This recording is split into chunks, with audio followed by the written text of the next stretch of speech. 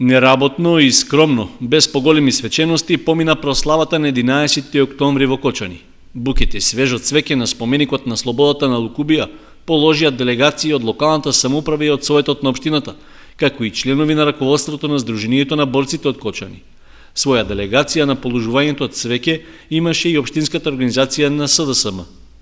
При тоа, представниците од делегациите им оддадоа почит на сите борци од Кочанскиот регион кои се вклучиле во антифашистичкото востание на македонскиот народ и кои за слободата ги дале своите животи.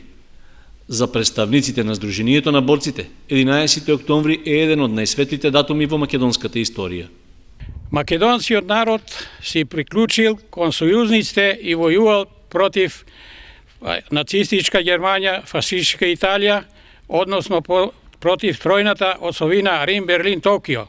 Војната траела 4 години, во која учествувале околу 110.000 борци од Македонија, од тие загинале 24.000, паднале на бојното поле и тоа е во проценти околу 26% од борците загинале во текот на народно-слободителната борба.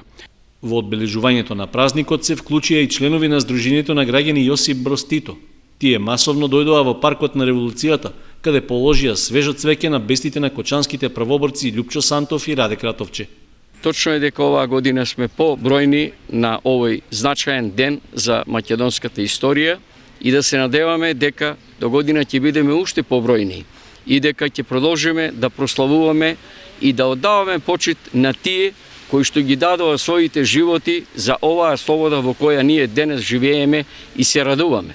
Трендов додаде дека активностите на Сдруженијето Јосип Броз Тито во одбележувањето на значајни датуми од историјата наидува на се поголем одзив меѓу граѓаните, што според него е потврда од и нивната определба се препознава како непартиска и неполитичка.